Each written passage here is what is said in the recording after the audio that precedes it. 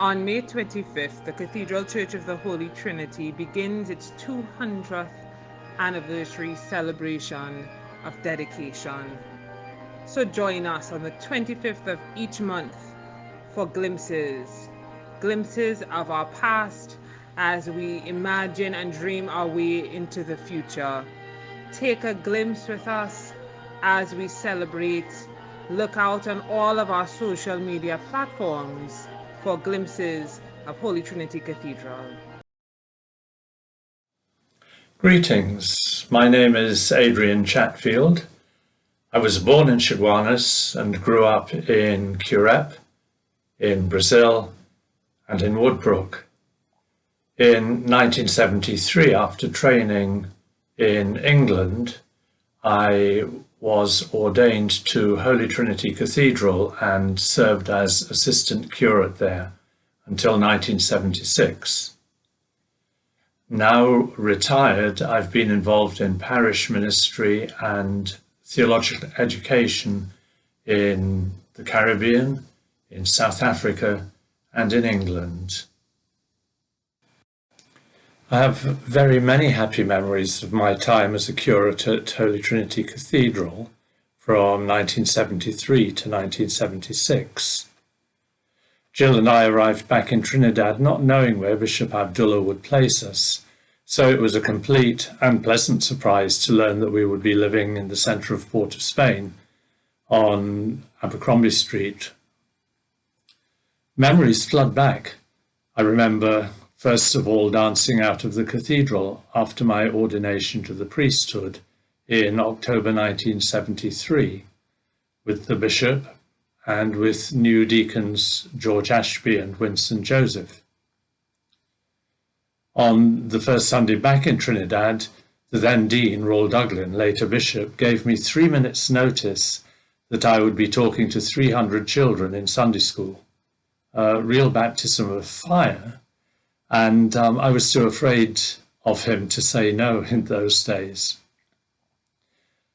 I also recall the shock of having to get up for the 5 a.m. Mass with a congregation of 30 people. And once only, the horror of waking at 4 o'clock and realizing that I hadn't yet written my sermon. I think that was the fastest sermon I ever wrote. When I needed space for myself, I used to lock myself in the cathedral at night, pull out all the stops on the organ, and play hymns loudly and very badly. Occasionally I'd go up into the tower to play hymn tunes on the bells, something that wasn't often done in those days, and I wonder if it's done at all now.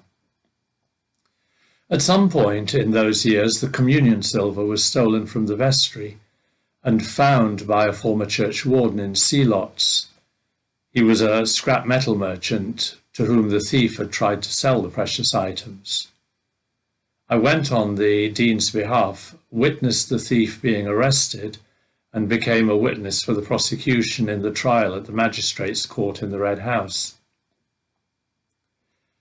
In 1975, there was a strike of oil and sugar workers who marched from San Fernando for a rally in Woodford Square. Some of you might remember it.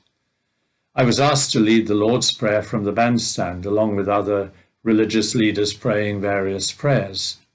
And as a result of that, the police tapped my phone for 6 months. I think they thought that this white curate was a potential terrorist. Never found out. Most interestingly, many of the marchers couldn't get back down south that night to Chaguanas, Cuba, San Fernando, Point Fortin. So I persuaded the Dean to leave the cathedral open for them to find night sanctuary, and there were a lot of bodies sleeping on the pews that night.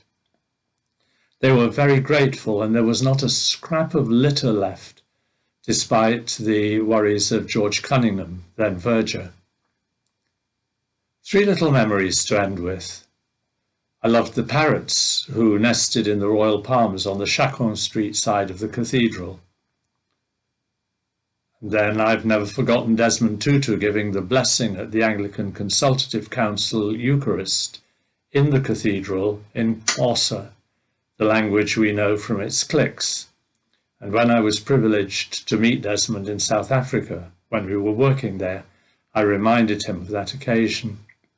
I even learnt to give the blessing also myself.